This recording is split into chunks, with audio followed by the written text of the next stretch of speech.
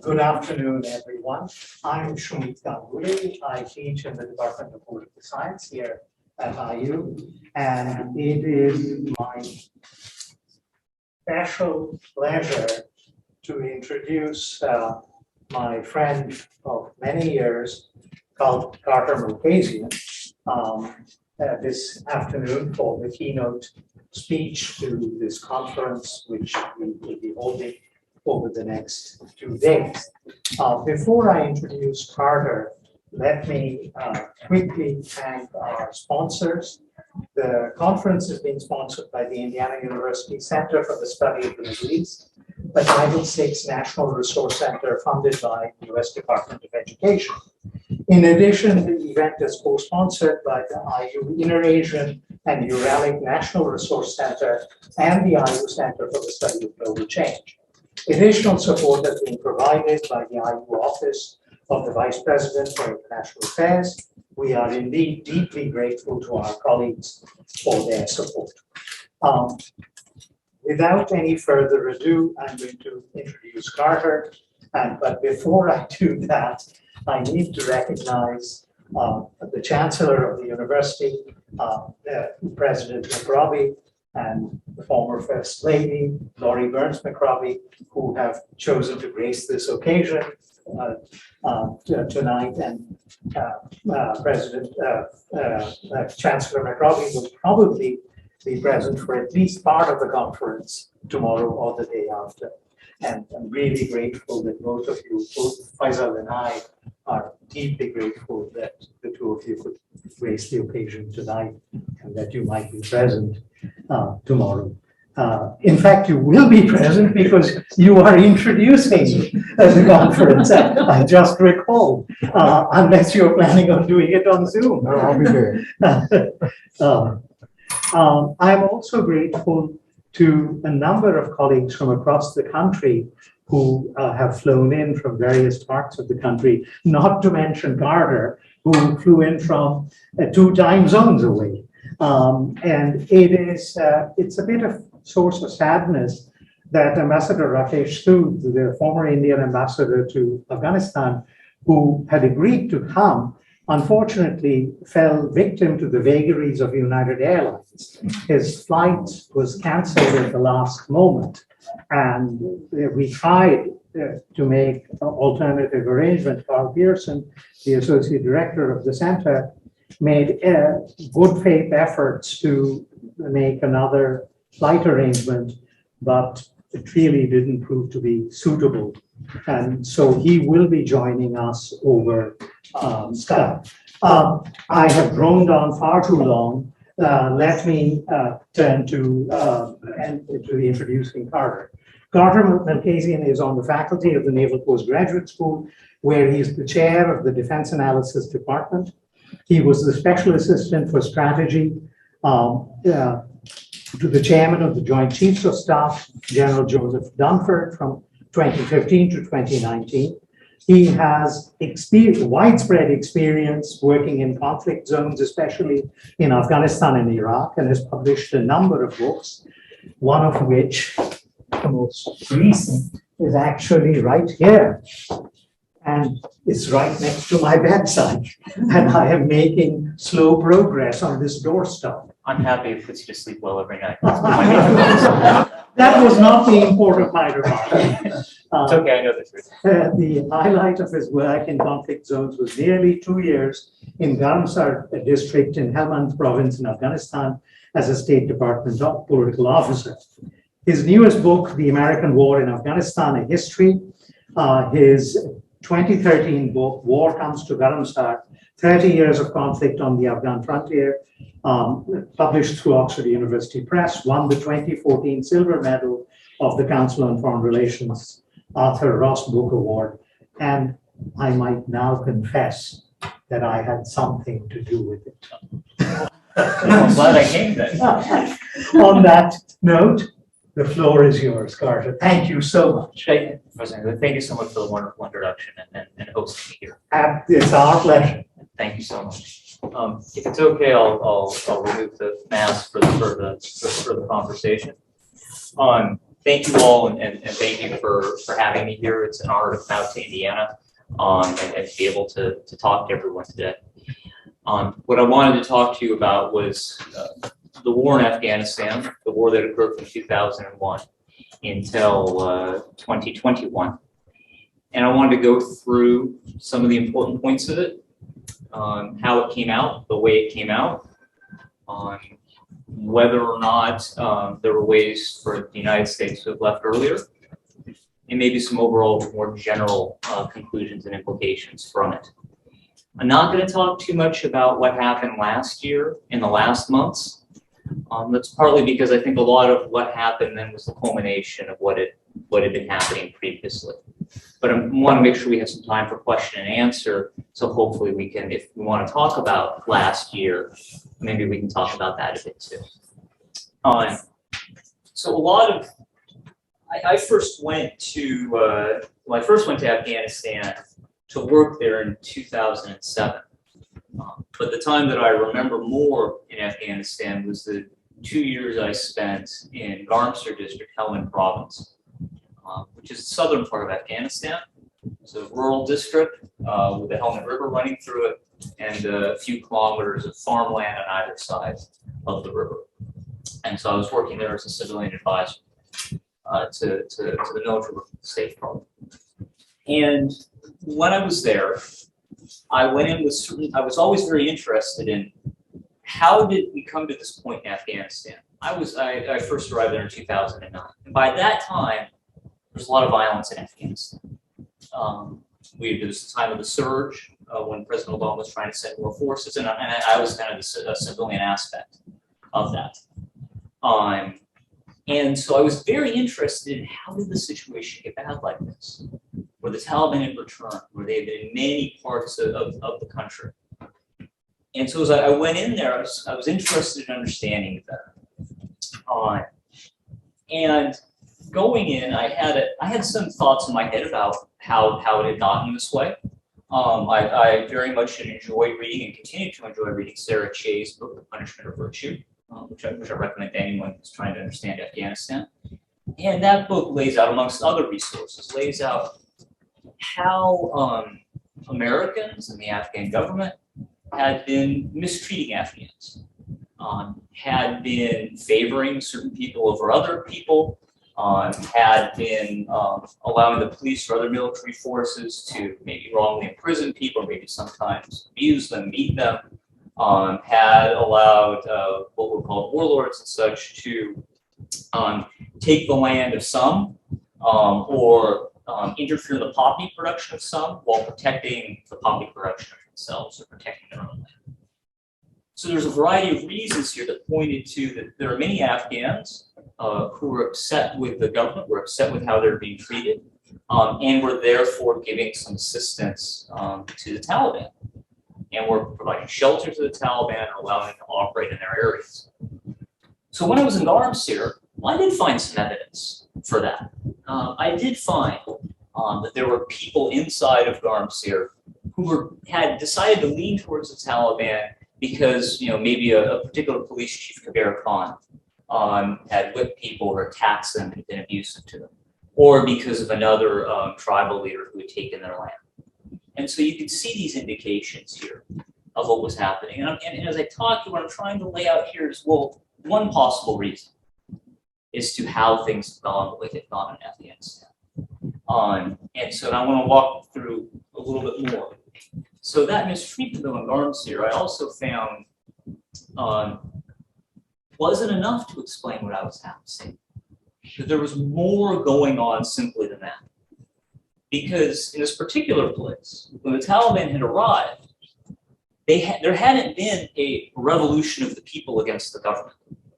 There hadn't been people rising up to remove the government. What had happened was a large number of Taliban had come out of Pakistan. These were not really Pakistanis, these were Afghan refugees who'd been living in Pakistan. Had come across, and they had then managed to push aside the government forces and link up with people who were giving them shelter. That's a bit of a simplified explanation of what occurred, but what I'm trying to lay out here is that one explanation wasn't enough. That you had to also think about Pakistan.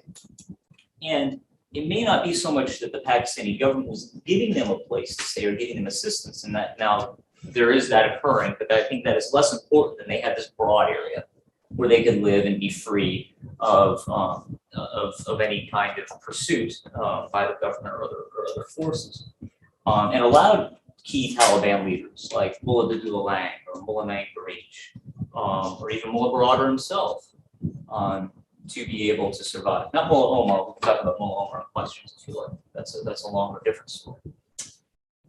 So Pakistan comes as another reason as to why we've seen troubles in Afghanistan. But there's another point here as well, because war is accomplished between two sides that plays out the execution of violence. And even coming from Pakistan, they still had to win a battle. They still had to defeat the government forces. Yet in this period of 2006, when I mentioned in Garmsir, that didn't happen. Instead, well, there weren't many government forces. The government forces that had been there previously decreased in size. The government hadn't been able to organize a group to stand against the Taliban well. The tribal forces themselves tended to fight with each other, disagree with each other. And so there wasn't a cohesive front to face the Taliban. So there's also this other factor about organization, whereas the Taliban had more of a tendency, I'd say more of a tendency, because this is in relative terms, to be cohesive. They have their set of fights, their set of issues with each other, but they tend to be more cohesive than the government forces were. So in Garmsir, that lays out how things happen. That also happened in other places in the country, and I got to see that more as I went to more places after Garmsir. Now, it didn't happen everywhere in the country. There's other variables in other places, in particular that first point I mentioned about mistreatment by the government, that could play a greater role in some other places than it did in Garmsir. There's variation across how that was happening. But you could see commonality in a variety of key places, especially in Kandahar and some places in the east as well. Now, so that's what I saw by the viewpoint of Garmsir. I've tried to lay out some of that for you now. Now, in this explanation, I'm also missing some bigger explanations and other things that were going on at the time. Things I didn't see particularly from Garmsir, but I have a bit of a viewpoint from now. And the one that's easiest to talk about right now that is a big kind of overarching explanation or cause perhaps to why there's been problems is people talk about the bond process. The bond process is the process of establishing government in Afghanistan. And that process went over a course of years from 2001 to 2005. And what that ended up doing was establishing a centralized government. And the way it was established meant there was also a lot of support coming from the West.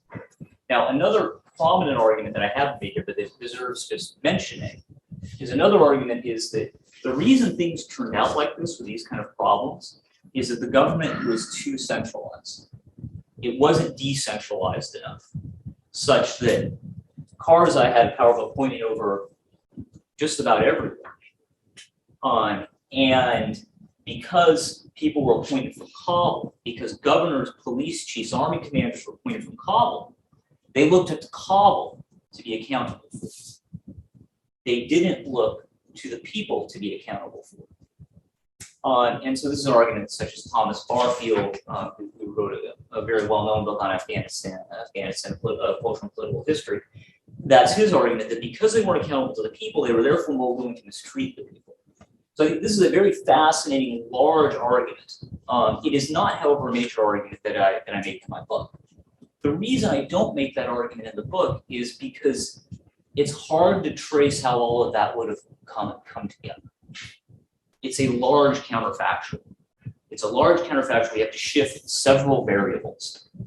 So just the fact if you establish a decentralized government, it's hard to walk through after that to say, okay, there's a decentralized government. That means we'll get the right governor in this place, the right governor in the other place. And then after that, they'll treat people well. And being treated well, then that means that they won't have a reaction against the government. They won't help the Taliban. That's a lot of ifs and thens. And that's not something you want to do in a set of counterfactuals. But just because the counterfactuals don't work, doesn't mean it isn't something we should. It doesn't mean it's something we shouldn't be thinking about. We should still be seeing that as kind of a big overarching question and a very interesting thesis. All right, so after leaving Garmsir, I became the political advisor to General Joseph Dunford, commander of U.S. forces in Afghanistan. From there, I got to go to a lot of different places, see a lot of different things, not just be in one district. Spend time in the east, spend time in the south, a little bit in the north. I wish I had spent more time in the north, and get to see things from a different perspective.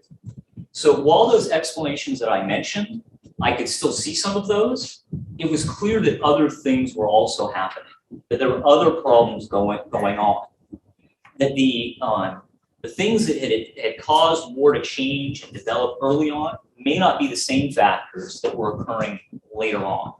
And so one of the most disturbing things is what we've noticed was that the Afghan forces were having trouble fighting on their own.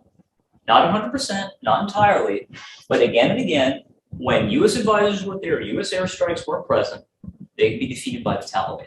And at first, it wasn't that bad. It wasn't that striking in terms of the degree of the defeats. But over time, by 14, especially 15, it was quite striking what was happening.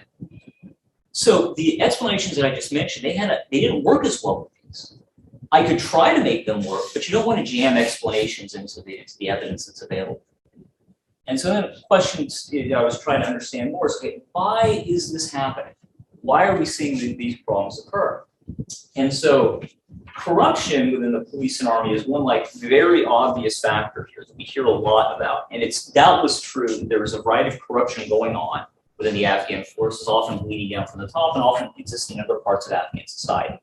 So just to mention some common ways that corruption is occurring. One is the occurrence of ghost soldiers, which means that commander on the ground somewhere, say battalion commander somewhere, he'd have his list of soldiers supposed to be in his unit. That list would be full, but those soldiers wouldn't be there, or some number of them wouldn't be there. Why? Because the commander or someone up the chain was pocketing the money, pocketing the salaries. So that's one example. Another example is selling weapons or selling munitions. Another example would be hoarding weapons and munitions so it can't go to the forces. And there's other forms of corruption, such as taxing the people or selling off other parts of supplies and equipment, selling off fuel, all of these different kinds of corruption that can occur. So I've been to enough Afghan positions in various places to know that, yes, there were supposed to be 50 police here. There aren't 50 police here. There's supposed to be 50 Kalashnikovs, 10 RPGs, 2 PKs, and these are not here, nor does every soldier have the magazines they're supposed to have. So I've seen that. And that doubtless is going to have an effect when fighting is occurring. But the problem with this particular part of the explanation is that the Afghan forces were regularly defeated when they were numerically superior to the Taliban, when they had more weapons than the Taliban did, when they had more ammunition than the Taliban did. So the corruption explanation is there, but it has these weaknesses here. The corruption explanation is stronger if you take it into the moral element. So that it's not that the soldier doesn't have enough weapons or ammunition, it's that the soldier knows his commander doesn't care about him. His commander isn't giving him enough salary, his commander isn't likely is holding back ammunition, his commander isn't someone who's going to fight. So I think that part of the explanation, that has something, I think that has something to it. But the problem here is that a number of Afghan commanders who I've known, many have since died on the front line, took great pains to take care of their men. Not all, but there were a number that did that. There's also the Afghan Special Operations Forces, which were widely lauded as one of the best forces on the ground during the war, at least until the very last days. But we know even before those very last days that units with good commanders and the Special Operations Forces, without us and without U.S. air support, could rarely succeed on their own. So even this factor doesn't doesn't budge things very well. And you should also think about this in terms of the Taliban. While I generally tend to admire various aspects of the Taliban, we should be careful not to blow them up into Supermen. Exactly how well was the Taliban soldier paid? Many of them weren't paid at all. Where were their commanders? For large swaths or large periods of the war, their commanders from Pakistan. How did they get to health care? Well, they had to go miles and miles and miles to Pakistan if they wanted real health care, or wanted to take them real health care. For minor health care, perhaps fewer kilometers back. But they certainly had a variety of problems like this. So that comparison starts to have some issues with it. So as I left Afghanistan, the feeling something more was going on nagged me, that the existing explanations weren't telling me enough about what was happening. So over time, over researching more things, looking at more, but the thing I think is important to underline, and not because it's a singular explanation for what happened, but it's a thing that we should be remembering. And that's that the Taliban could exemplify something that inspired.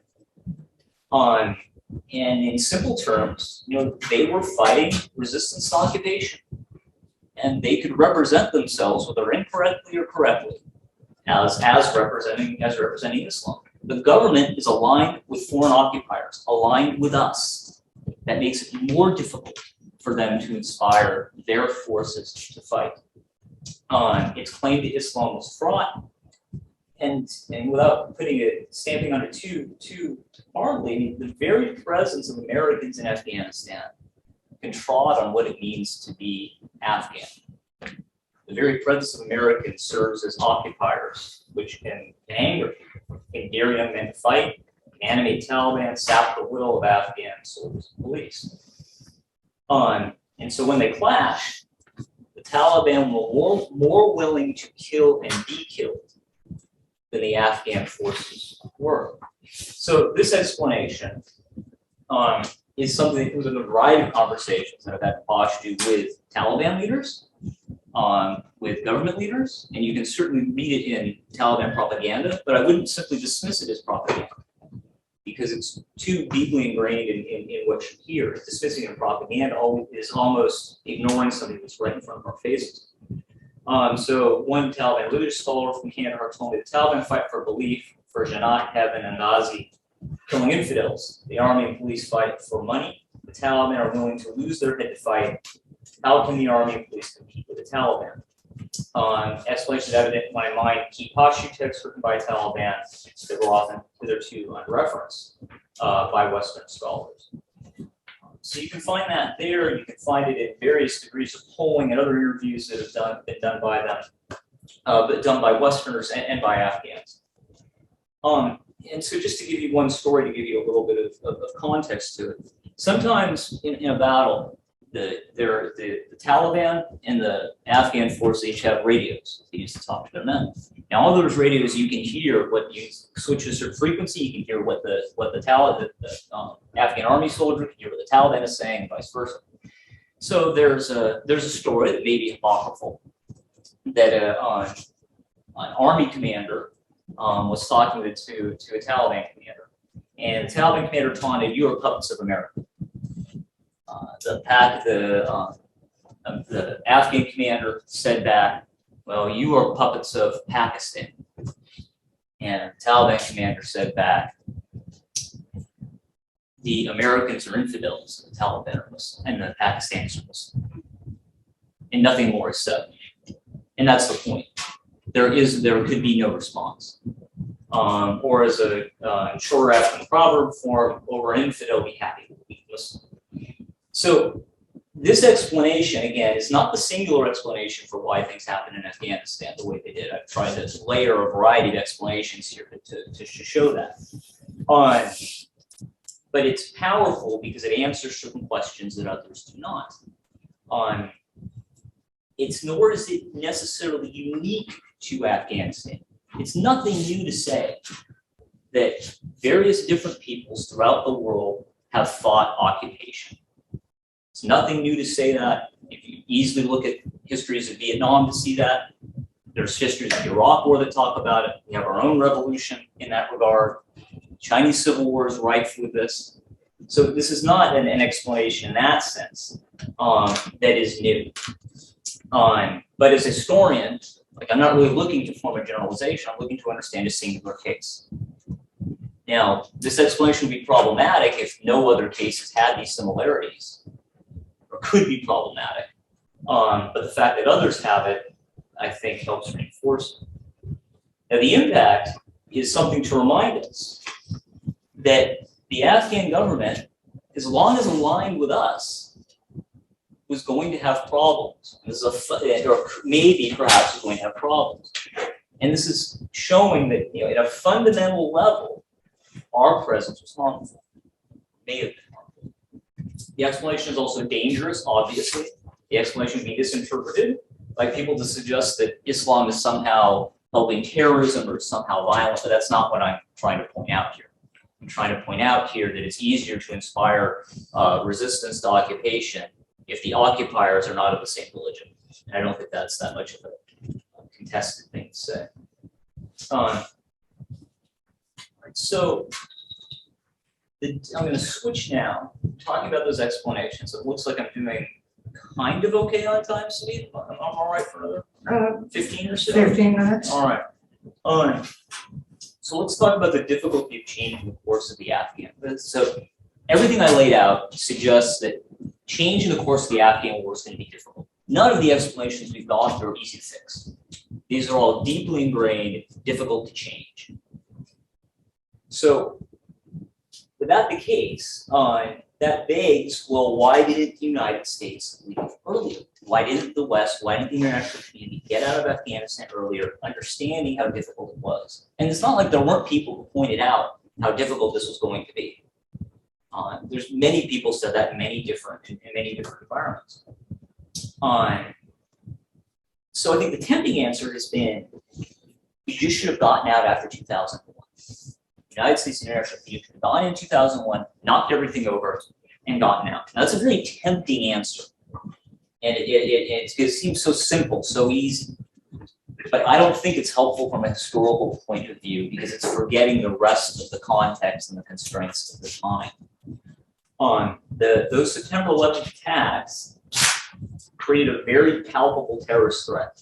And there were domestic implications for ignoring that threat. And that made it difficult for any government, any US president in particular, to get out. It ignited a fear that presidents couldn't ignore. It wasn't simply the fear of a building getting destroyed. It was the fear that if Osama bin Laden was willing to send a plane into a building, he'd be willing to use chemical weapons. He'd be willing to use biological weapons, willing to use nuclear weapons. And of course, during this time, there was all kinds of rumors going around. There were alerts of an actual anthrax attack and other signs of other plots and issues. So the feeling that had to be something had to be done was strong. The feeling that getting out was dangerous was strong.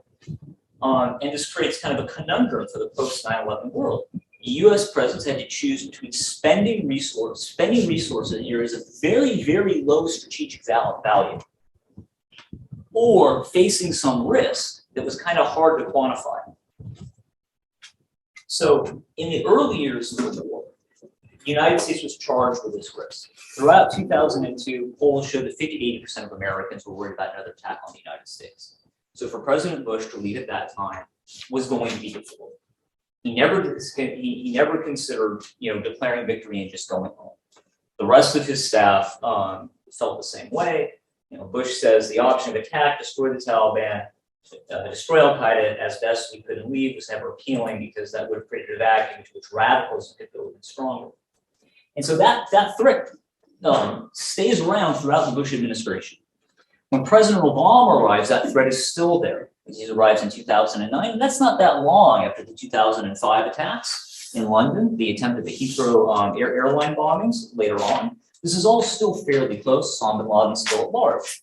So when President Obama discusses the surge in 2009, there's no discussion in the surge of leading. The only debate is how many troops are going to be sent. I mean, there is no record, and we have a lot of information out at this time, of anyone saying, we should leave Afghanistan. There's rumors that so-and-so said something at a dinner, but that's like, I mean, there are stacks and stacks of books that Steve are far bigger than my book that go through this time period. So it's only after Osama bin Laden's death that the zero option getting out becomes credible. And at that time, Americans, Gallup polls show that American views start to change. They start to think, okay, this threat's less, this is defeated now, so now we can start to get out. And President Obama does indeed push in that direction. So in May in 2014, he actually has a plan. And he announces it, pushes it through, that all US forces are going to leave by the end of 2016, by the end of his presidency. And so that was, that was going to be the end. Okay, so what happens? June of 2014, Mosul falls, Islamic State. War breaks out in Iraq. War breaks out in Syria. There's terrorist attacks in Europe, terrorist attacks in the United States, not the scale of the previous ones, but the total death toll was not insignificant. President Obama has to worry about an election coming up, not his election, but another Democratic election coming up. There's signs of xenophobia in the United States. If a terrorist attack occurs in the United States, what's that going to do to xenophobia in the United States? How's that going to change things in the United States? So he has to seriously worry about this problem, and he backs off. In two decisions, one in 2015, one in 2016, he decides to keep US forces in Afghanistan at a small level. President Trump largely faced the same kind of problems. Now, he went further than President Obama did because he really hated Afghanistan. And he decreased the number of forces over time, but even he couldn't totally get out. He left it at 2,500, wasn't able to pull out the rest of the way. And President Biden did. And I think people like to say President Biden did that because he always hated Afghanistan. That might be the case. I would offer that President Biden had a different international environment that he was living in by 2021. By 2021, the Islamic State threat was gone. By 2021, new threats had arisen: Russia and China. By 2021, there was a COVID pandemic that was killing more people a day at its height than died on 9/11. The environment had changed. And with that change, I think, and well, there's evidence also from what he says, that then made it more easy to get out of Afghanistan. So I think that strategic context is important. Now, the missing element here of what I've discussed, is I think future historians will need to look a little bit more about the role of the military in this, the role of the generals and how they felt about the war. And I really love President Obama's book on this first part of his presidency, The Promised Land, is quite good. And he points out that the military has a tendency to focus on winning wars and not losing wars because that's what they care about. Whereas the job of the president is to look at all of the interests that the country has to deal with. So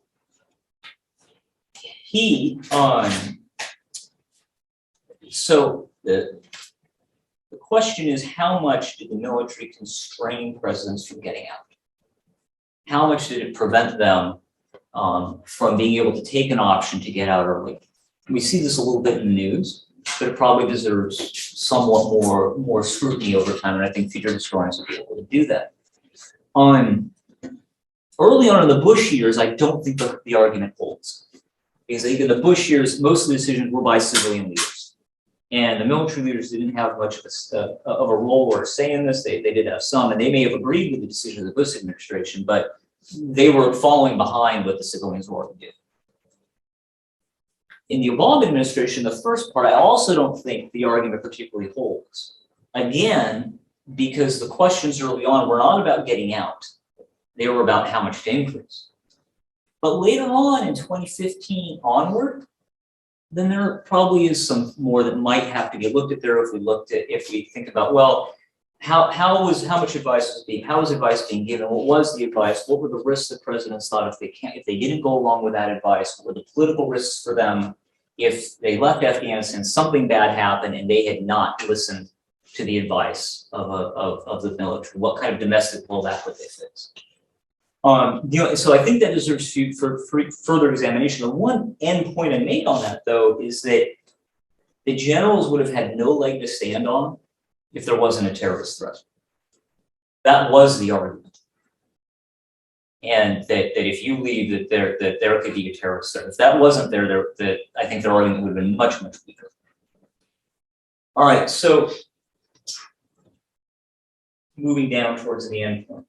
The notion that America should have gotten out presumes the U.S. president was free to pull the plug as he or she pleased. I think in reality, getting out was about as hard as prevailing was.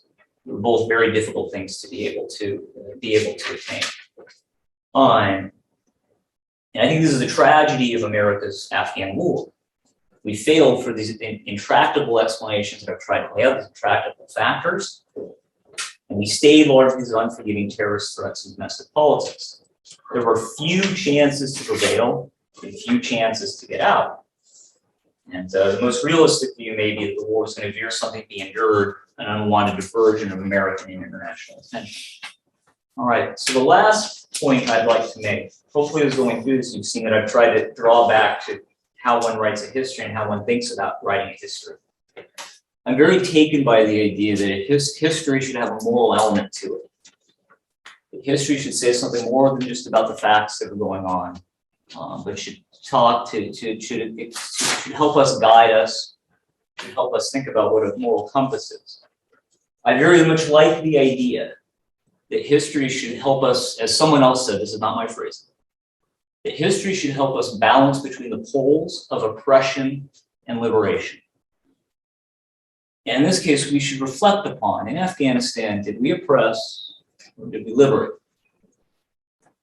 And I have no doubt that we did good things in Afghanistan, that good things were done. However, we have to confront the ways in which an intervention oppressed. For 40 years, the Afghans suffered wars. It really started with the Soviet intervention. It may have ended much sooner if not for that. Then we intervened, then we served, stuck around. And that meant the war could keep going. That meant one side wasn't going to win. And so why are we doing that? We were doing that because we felt we had interests at hand. We were worried about a terrorist threat. But you can't forget that for us to sleep soundly at home and not suffer attacks, that meant that Afghans had to suffer 20 years of war. And so for the good that we brought, the Afghan people probably, on balance, would have been better off if we had never intervened. It's hard to get away from that point. It's hard to avoid it as you look at the history.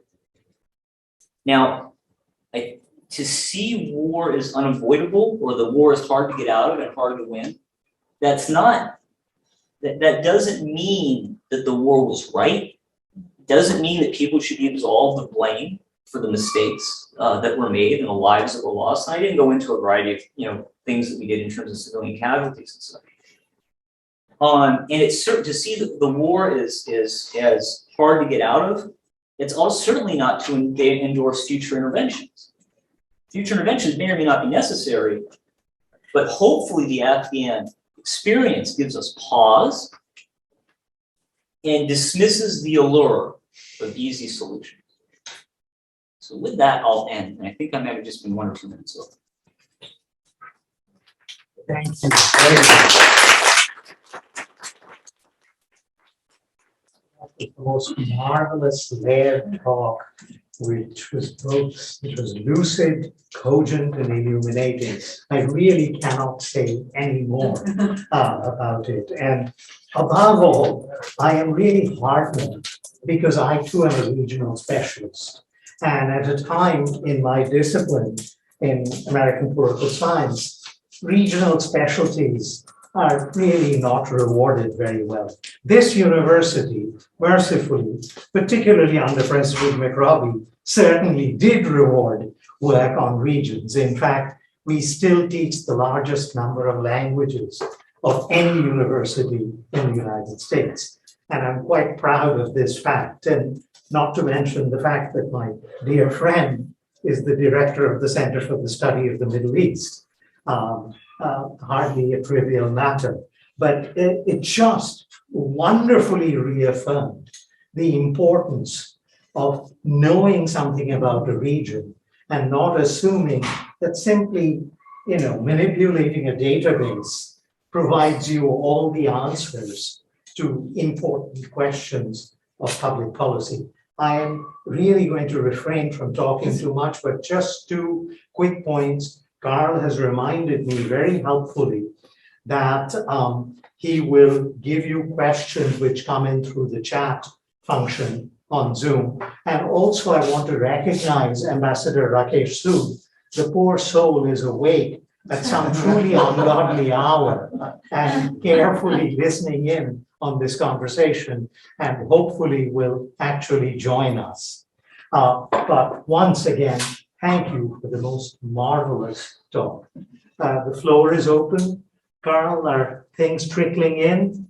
Not yet. Okay, in which case, Nuket, yes, please. Thank you so much. Thank you, Dr. Malkasian. This was really wonderful with lots of dimensions. So it helped me bring things together in my mind as well. So I have many questions, but for the sake of time, I'll ask one. How about the Trump administration? What kind of changes in American policy regarding Afghanistan? Because you mentioned Obama approach, you mentioned Biden. There are things in the middle. So I would love you to maybe remark on that. So President Trump wanted to, it appears to, right, he wanted to get out of Afghanistan. Now, at first he surged forces and he increased forces in Afghanistan by a small amount. He didn't like that policy. And then he starts making demands for us to get out. And it really starts at the end of 2018. Then he under him, well, it's not really his idea as much as it is something coming from State Department, political Zod, and to a small extent the military, start negotiations with the Taliban. And that concludes in February 2020 with the agreement that the United States would leave in 14 months in return for a variety of actions on the part of the Taliban. And that starts the process by which we actually do leave.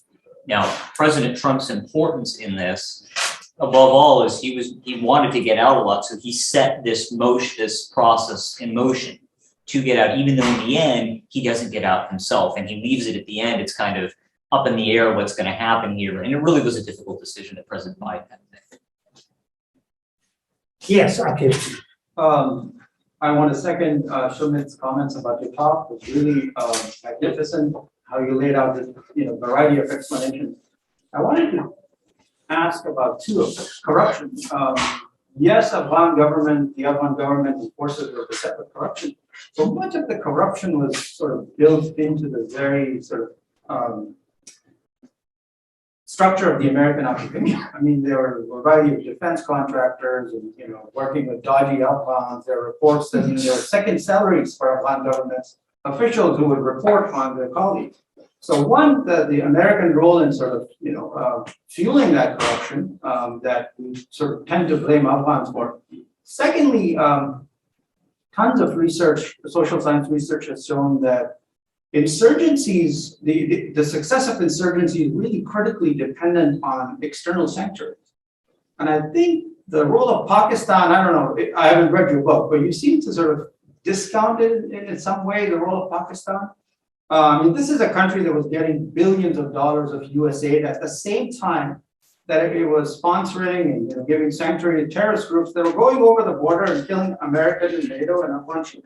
And the United States did diddly squat. I mean, Pakistan had to pay no real cost for sustaining and sponsoring an insurgency. I mean, if the counterfactual would be, if the top Afghan leadership did not have those sanctuaries in Pakistan from where they could coordinate, plan, arm, mobilize, I mean, the insurgency may have not had the success that we associate. Thank you. So to take it in reverse order, so I mean that's why I mentioned Pakistan. I mentioned Pakistan early in the talk as the second point, as the second explanation. And if I was being more theoretical about it, I would have said what I'm trying to lay out here are necessary conditions for how the United States lost the war. And so Pakistan would be a necessary condition, just like you said. If you take Pakistan out, then what happens becomes of a much greater question. So I agree with that. It's hard to delineate within that how much of Pakistan's role is important just because of its geography and it's there and it's hard to control everything, versus how much is because of the action of the Pakistani government. This is again an area that I suspect as more history is done, as more people dig into things over time, and it may be 30, 40 years, I suspect they'll start to, well, I guess I don't know what they'll say. I'd point out that in Vietnam, we've discovered that North Vietnam actually had much of a greater role in the war going on in the South than what was suspected or at least was generally concluded in the 1960s. In terms of corruption, yes, absolutely.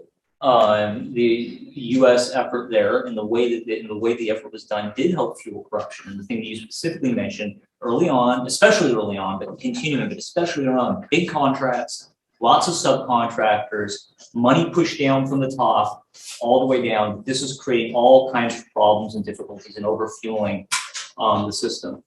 The thing that I generally think is most important there is we just had a lack of budgeting. That we poured in too much money and we didn't say, okay, we're only going to put in this much money into Afghanistan, and ambassador generals, you need to figure out how you're going to make this work with only this much.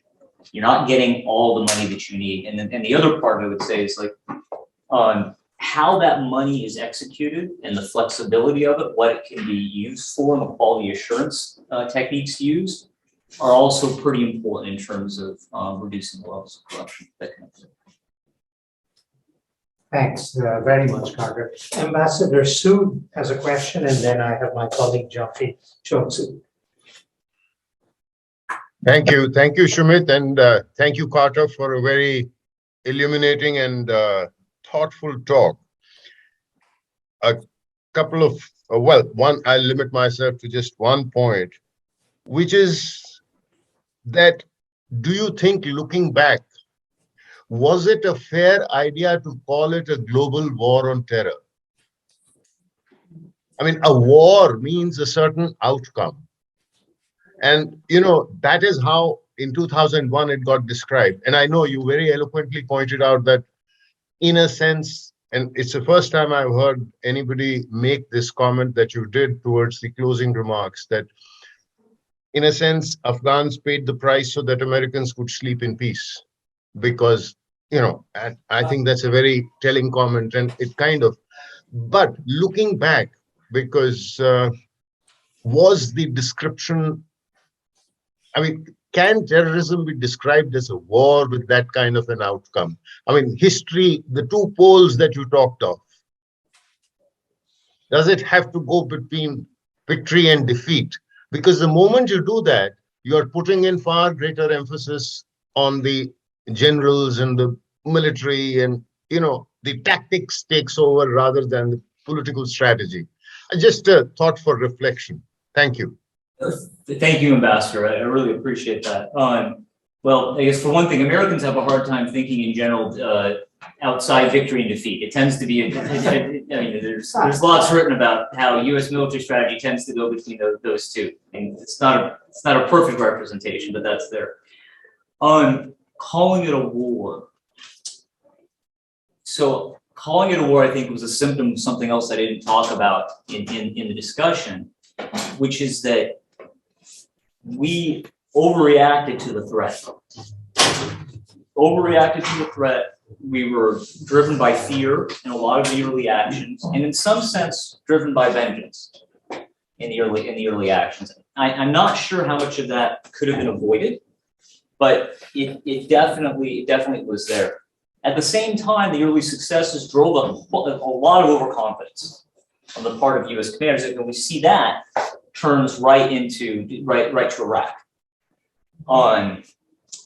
So those elements are there, in which case I would say that calling it a war is kind of a symptom of all this.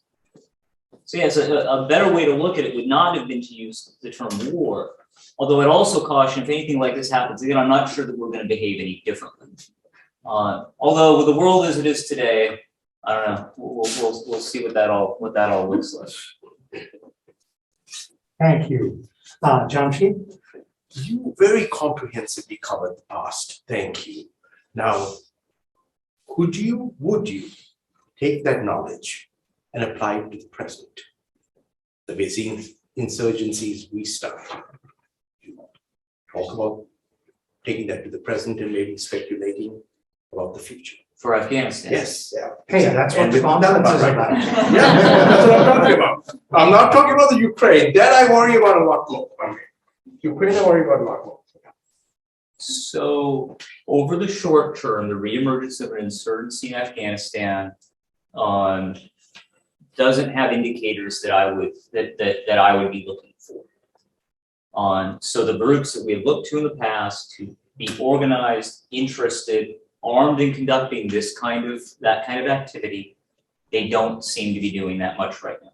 Their best opportunities to show their willpower to do things like this was back in last year, and that didn't happen. The other thing that would benefit an insurgency is the outside support.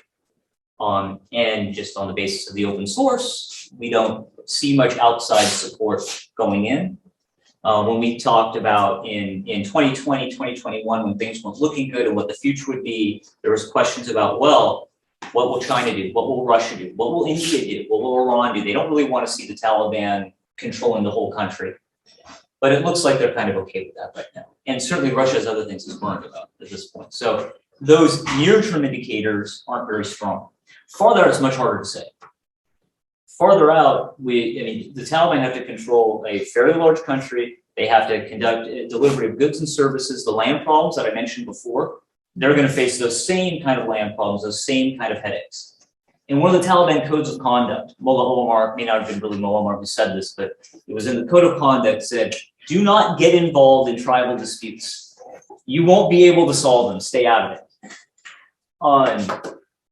But they won't have a choice in the matter. They won't have a choice. Afghanistan is a place with not a lot of water, not a lot of farmland, and a growing population. So they will have to contend with these same kind of issues.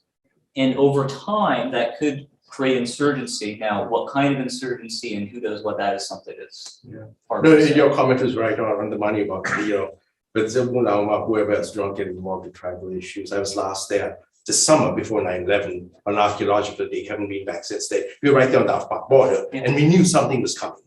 I've been there many times that we knew something was coming. We couldn't put our finger on it. He actually pulled out. Finally, we just pulled out and went back. But yeah, we negotiating with the tribes.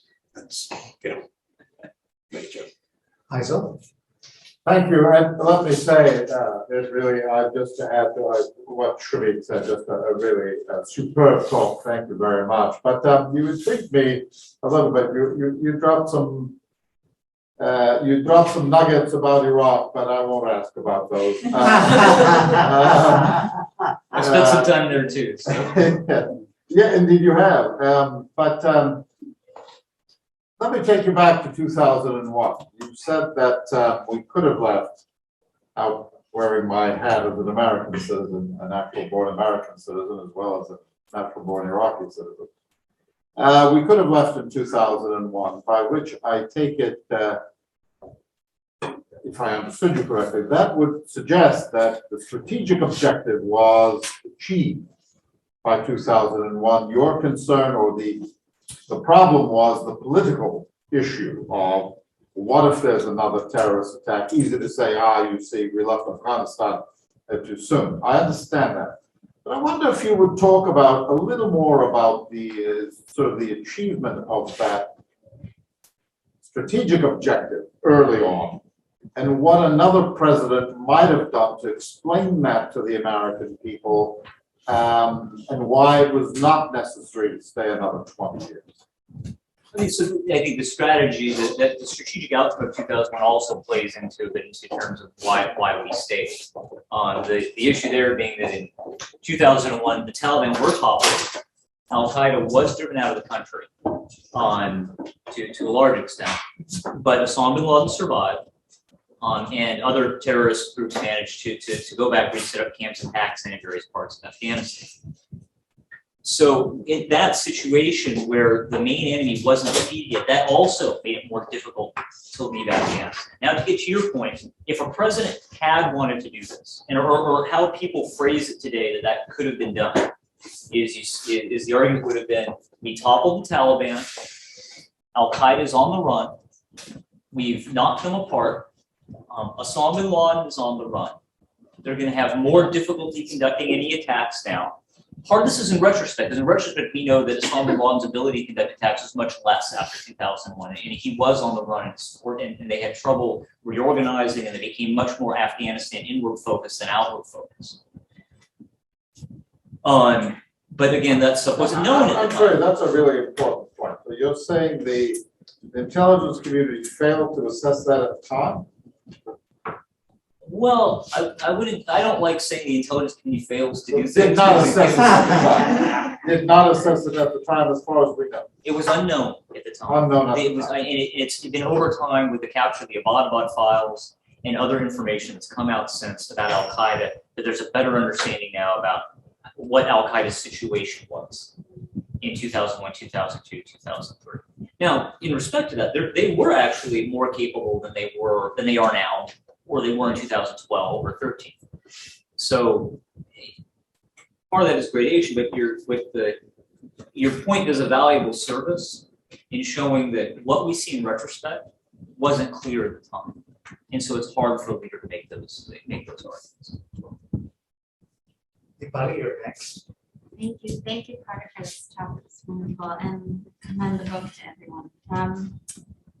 I have two questions. One is a counterfactual, again with the ambassador, taking it back to 2001.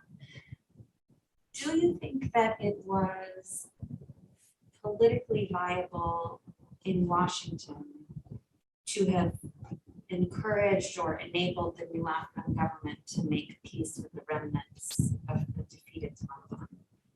And do you think that those remnants were amenable? What do you think that could have looked like in 2001?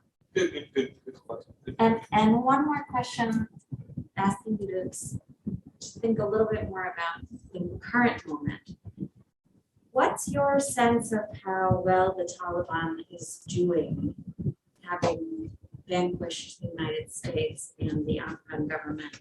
And you talked about how, for reasons that I agree with you, that it's unlikely to be an insurgency. Do you think that means that for the foreseeable future, they're in a decent position to hold on to? Thank you. I'll take this in order this time.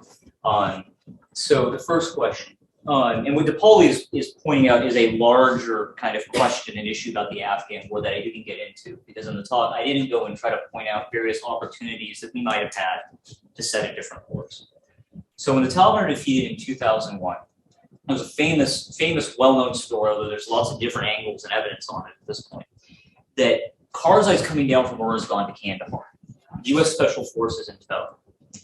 And a delegation arrives from Kandahar. This includes Mullah Baradar, who is, most of you know, is probably they're one of their deputies right now. And they come and talk to Karzai and they say, we're willing to lay down arms. And they give him a note. Now, we don't really know what was in that note. And so some people say it was a letter from Mullah Omar saying, I will turn over power, we're going to stop fighting, we're going to recognize you. Others say that's not what happened. What happened was that these particular leaders had permission to make peace on their own, but Mullah Omar was determined to go and fight. Now, what happens is December 6th, and you can look this up on New York Times, Rumsfeld says, we will not negotiate with the Taliban. There will be no negotiations.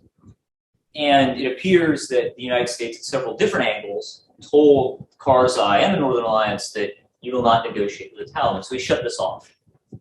Now, later on, there were other opportunities to talk with the Taliban. There was an opportunity when the emergency lawyer Drew was happy to start the constitutional process. That the Taliban supposedly sent a letter asking to come. They were again rejected. Later on, they attempted to have other feelers to Karzai, and Session Karzai was told don't come. And eventually they were put on a blacklist. Right. So would these have led somewhere? Hard to know, because just like I pointed out just now, the information is a little bit foggy.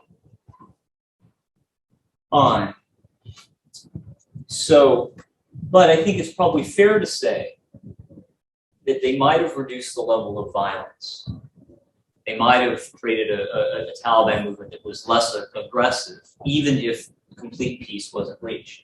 It's also very fair to say that we missed a major opportunity. We missed an opportunity. We willfully neglected an opportunity. And whether or not that was going to lead to peace, it doesn't really excuse deciding not to do it. And whereas getting out of Afghanistan has a lot of evidence that would have been very hard for Bush to do, the evidence that he couldn't have these talks with Taliban, that's much more ambiguous, much more difficult to say. How well the Taliban are doing, how well they're doing in ruling today. I guess that one of the best answers as I get older for just about everything, because I realize I know less and less, because I don't know. And I would caution everyone to be careful about how much we think we know about the Taliban. So Mullah Baradar, we rarely see him now. Their main leadership, rarely in the news, rarely issuing anything. We don't have good clarity about what they're doing. Mullah Haybatullah, their emir. So I have on good information that he has been seen and is alive in Kandahar, but he hasn't been seen in video. So I have to wonder, given with Mullah Omar, who was dead for 2 years before anyone knew about it, I have to wonder if Haybatullah might be dead. So I really want to be careful in projecting how I think the Taliban are doing, or how really well things are happening right now. So, what do I know? I know that in a variety of districts, they let people who work with the government go back and live in their homes. Talking to people in various districts, I have limited evidence of heavy reprisals. I have limited evidence of that they've taken people's land. They have taken some people's land, but I have limited evidence of a lot of that happening right now. Evidence on schooling is kind of mixed, and this is in the news a lot, so you probably see as much as I do. In some places, schools are open, some places are not. Some places, maybe girls are going to school. They say girls can go to school, so this is a bit more mixed. But if I wanted to compare it to earlier, it looks like they're doing a little bit better. So, right now, I guess if I had to say so, I'd say the Taliban are managing, but we don't know enough to know how long that's going to go. The young lady over here. First, I just wanted to thank you for your talk. The war in Afghanistan has been going on as long as I've been alive. So I found some of your insights to be really helpful in breaking down a lot of the generalizations I heard growing up, because I was only recently old enough to really understand all those nuances. But my question is, I read once in a class here on war that particularly after the death of Osama bin Laden, the United States lacked a clear and objective goal in Afghanistan, and that this contributed to some of the harm done by the United States, particularly after that moment. I was just wondering, what are your thoughts on that? Would you say that that's true? Would you say it contributed to the difficulty of withdrawing? So I would say we continue to do harm after 2011. That's there, but I don't think that's because of the lack of a goal. So, I actually think throughout most of the war, the United States had some fairly clear goals in it. Sometimes they were enunciated right, and often you had other people saying things who weren't the actual people saying what goals were, that then create blurriness throughout what the goals were. But the goal being to reduce the to contain the terrorist threat to the United States, or destroy the terrorist threat to the United States, that runs throughout the entire war. And if there's any question about it, all you have to look is the amount of resources we're putting into counterterrorism activity. But it's also said repeatedly, this is the reason we're here. The official policy reason for being in Afghanistan is to contain, reduce, to defeat the terrorist threat. It's not to nation build. That's only for a very small period that we can actually say that nation building was a goal. It may be indirectly to help with human rights and such, but that is explicitly no. So that goal remains there. Was that goal as pertinent after 2011? No. Was the threat as great? No, the threat wasn't as great, but it was enough that it still kept people paying attention to things. And I guess in terms of democracy, also is a goal in Afghanistan that we state from time to time. It's not as clear as the counterterrorism goal is, but that democracy goal does go throughout. What that means can vary a bit. That also causes a bit of confusion on things. But and so one of the reasons this is important is when officers and politicians and policymakers are talking to the troops who are there and the Americans who are involved, they have to say what the goals and they have to justify why people are dying. And the only thing that ever justified people dying in the view of American policymakers was fighting terrorism. So. Larry. Thank you, Carter. I agree with everybody else. That was brilliant. I was You're too kind, Larry. I was sitting here listening as an old Afghan and I'm thinking, oh, I remember that. Oh, yeah, I remember that. When I was at the emergency major, I remember being asked by the Taliban to come and meet with them.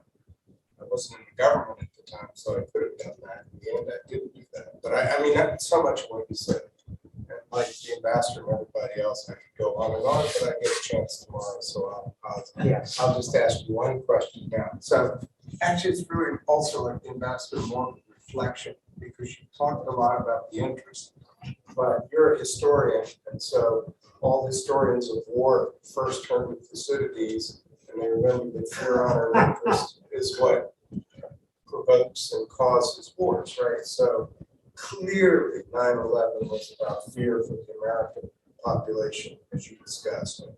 President Bush responded, and subsequent presidents, as you just said, responded, even if they said it was an interest, focusing on the fear. And as I've said at the War College all these years, and also advised people, I have reflected that we're good with fear.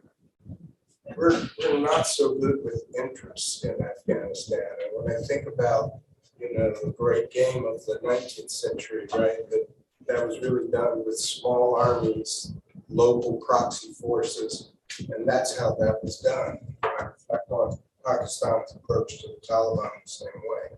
Anyway, I want to offer you that reflection and get you to tell me how America can be better doing war if we have to do it when it's not motivated so much by fear. How in any conflict, how America can be better. Right. So on do I need to do the strategic level or do I need to do the ground level? Can I do the strategic level? Is that okay? Yeah, strategic is fine, but the population still, yeah, go ahead. Well, first of all, I'd say avoid being overconfident. Avoid being hubris. Beware of victors. So they can lead us down paths and think that things are possible that aren't possible. The other thing I would say is understand that we can't predict the future. We don't know how things are going to go. And that means one has to consider different options. The Afghanistan conflict, you see a variety of times where our leaders seem to become convinced they knew the way that things were going to happen. They knew that the Taliban were defeated and weren't going to come back. They knew that we'd be able to withdraw in time. They knew the negotiations would work. Instead of they knew that the government could last for 6 months. Instead of thinking, here are the different ways that there's a variety of different ways the future can go. We have to have options and ability to handle those. That's a better way to go about doing things. I mean, in terms of wars like these, smaller and longer is probably better if you have to do it. Smaller and longer isn't cheap either. So if you don't like the expense of small and long, you shouldn't go. And you shouldn't think that you're going to be able to suddenly change things rapidly by sending in a whole bunch of forces. It takes a long time to be in these places. The longer you're there, the longer the cost. So it's smaller than that. So those are several points there. Andrew? Yeah, thanks for a fascinating talk. While you were talking, I couldn't help but think of Vietnam, the U.S. experience in Vietnam. There seemed to be a lot of parallels, and then when you got the question about the Trump administration, like, here we go again, signing a deal behind the backs of our so-called allies, without them even at the table. So I wonder if there's, aside from those parallels, did we make any different mistakes, or did we learn to avoid mistakes? Was there any? What are some difference? What is a key difference, or was there any impact, positive impact coming out of the US experience in Vietnam as you saw? We maybe did right in Afghanistan, so maybe we can end on a positive note. Did you do something right? Yes, I don't mean to pass everything in a dark cloud, so I apologize for that. And I haven't gone through some of the things that were positive that happened in there. But in terms of the Vietnam comparison, so first of all, when we went in, the Bush administration was actually very concerned that we were going to get ourselves into a quagmire, very aware of Afghanistan's history. But that's the danger of overconfidence. Once those things disappear, then the worry about that, then that disappeared. In terms of the conduct of our operations, this isn't to say that our operations didn't do harm, but our operations in Vietnam did a lot more harm. We killed many more Vietnamese, south and north, through carpet bombing, through coordinated search operations and search and destroy missions, through harassment and interdiction fire. It was much more damaging to the Vietnamese people in terms of firepower than the Afghan war was on the Afghans. So that's another difference there. When President Obama was conducting the surge, so the idea of sending in more forces and then having to send in more forces again and then more forces, that was in the minds of decision makers. So that's why the surge happened and then it decreased. So that's one reason that President Obama was very aware of in Vietnam that there have been repeated increases in the number of forces. And that also gets to one of the big differences between Vietnam and Afghanistan. Vietnam troops topped out at like 600,000. And that's late 68, I think. And here we top out at 100,000 US. So there's a big difference there. There's a big difference in terms of casualties that are happening between the two conflicts. There's a difference in terms of the domestic situation in the United States. And so even though it's easy to draw parallels between the two, anyone remember a protest against the Afghan war? Anyone? Like, I went to Berkeley, and I can't remember one there. So it hasn't been a salient issue. No conscription, et cetera, there's difference. And the biggest difference probably is the United States, Australia is not going to forget Vietnam. It's embedded in culture through a variety of different means. We're going to forget Afghanistan. We forgot it while it's happening. We're forgetting it right now. So that's different. The gentleman in the back. Yes, thank you, for comment. My question, because you mentioned earlier that the Afghani authorities, the army, the officers were not listening to the Afghani people. My question is about your experience in these locales, about the demands, the things that the Afghani people needed on a day-to-day basis in their lives. Perhaps if they were provided, perhaps if the Afghani government listened to them, perhaps we might have an alternative outcome rather than the one we have today. So in your experience, what were the things that the Afghani people really needed and were not present? A little bit. It's down to, it depends which Afghans you're talking to for one thing. But if we're in the villages, tended to want goods to market, tended to want land. They tended to want to make sure that their crops would bring in money in the year. Some people wanted to grow coffee, a lot of people wanted to grow coffee because it would provide more money to them. They wanted to have clinics open. They didn't want to have schools. There's no doubt they wanted to have schools. While many tribal leaders were reticent about having girls go to school, some were willing to open girls' schools to let that happen. So a lot of it was, very basic things that they were interested in, that they wanted to have. Life is short in Afghanistan, something that we often forget. And when life is short, it changes the things that you want, how you do things. Just living for a day becomes important. I don't know if the Afghan government could have done enough to satisfy some of the needs of the people and to reduce the ability of the Taliban to reach out, especially the United States president. I'm not sure. Could have done more? Yes. Could have done more. Could we have done more? Yes. Could have done more there. But anyway, Michael, you have the last word. I take your point about nested conditionals within contracts. Putting that to one side, a question about Pakistan, two parts. So, if Pakistan had taken a position neutral through to even positively aggressive towards the Taliban, but somewhere in that spectrum, if they'd taken that position, how might things have developed in Afghanistan? What would your best guess would be? And the second part is, could they ever have been brought to a position like that? What would it take to go into that position? All right, I'll take it in order.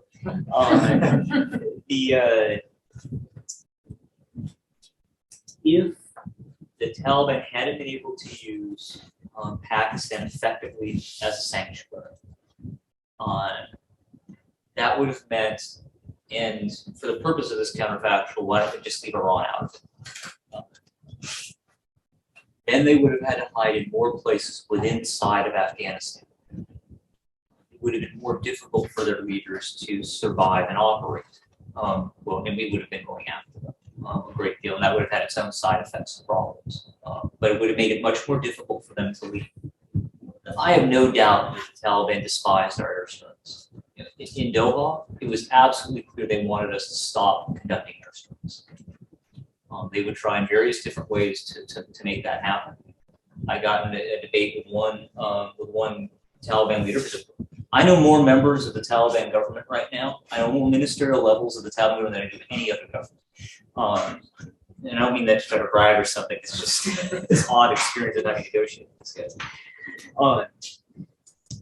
And he wanted us to give up airstrikes in certain areas, and I wanted him to stop doing suicide bombings in the cities. And said, well, you guys stop doing, you don't do airstrikes in this area, and that'll allow us to have a ceasefire and then move towards the peace talks. I said, well, if we stop the airstrikes, you have to do suicide bombs. He said, no, that I don't want to do that. And I said, no, our airstrikes are doing a lot more, and so it's worth the suicide bomb system. Well, yes, you're right. That's something there. And so when they negotiate like that, they admit things, then you start realizing how much this is really they really don't like that. So that was a bit of a diversion. So they would have been under more pressure in those places, harder to organize, harder to create the insurgency. Would it have stopped the insurgency from happening entirely? That's a little bit harder to say. But without that leadership, with a reduced leadership capability, it probably would have meant a much reduced insurgency. It's somewhere in the possibility range that maybe there wouldn't have been an insurgency, but I want to be careful that because I'm talking about a broad range of things. I just don't want to exclude it because I think that wouldn't be analytically correct. So you could have seen something vastly reduced like that. Would the Pakistanis have done this? I'm skeptical. Evidence suggests the Pakistanis are very worried about India, and a view that this is a component of that competition, which many people in this room know very well. And so, why were they allowing the Taliban to letting the Taliban exist? Because they needed a proxy to make sure their back door was covered. Because Karzai was talking to his friends of the Northerners, and Northerners had friendships with India. And so the Pakistanis view this as an inherent threat. In addition to that connection that the Pakistanis have, and that very, very strategic issue, there's two other things that matter a lot. One other thing that matters a lot is there was a sense of commonality amongst the Afghan people towards the fight against occupation, especially in the Afghan military, where these ties have been developed with the Taliban and the Madrasas and other Islamic systems within Pakistan over decades. So there's a sense there. And there was a worry amongst Pakistani generals. It's hard to know how much of this is true and how much of it isn't, but the worry of the Pakistani generals that if they did turn against the Taliban, they have trouble within their own ranks. There's probably some element of truth to that. And then the last point is, which gets back to the conversation we had about U.S. generals, is that the Pakistani system is a system in which the generals have a great deal of political power. And what are the things that generals worry about? They worry about war and fighting conventional wars. And the biggest threat that they see is not health, it's not COVID, it's not economic development, it's the military threat. And so that influence is going to be hard to change, hard to remove, which again makes it hard to see how Pakistan would have stopped supporting the Taliban. And all of those are reasons why in the book I say that Pakistan is a condition for why this has happened, but I don't say there was a way that the United States could change that, because I can't find a counterfactual that makes that work. And the United States did try at various times at different levels to try to make something happen. Maybe not enough, but I'm afraid all good things come to an end, and so we have to bring this talk to a close. Carter, you have done us a terrible disservice. You have set such a high standard for the rest of the conference that all of us now have to aspire to meet this standard. So, but nevertheless, I must thank you for just the most nuanced, thoughtful, careful, calibrated analysis of an exceedingly complex subject.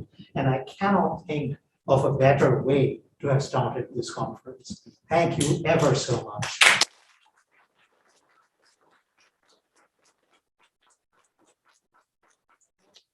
You have some marching orders for the participants. We'll head to the IMU, Okay, that's it? University Club. Okay. It's with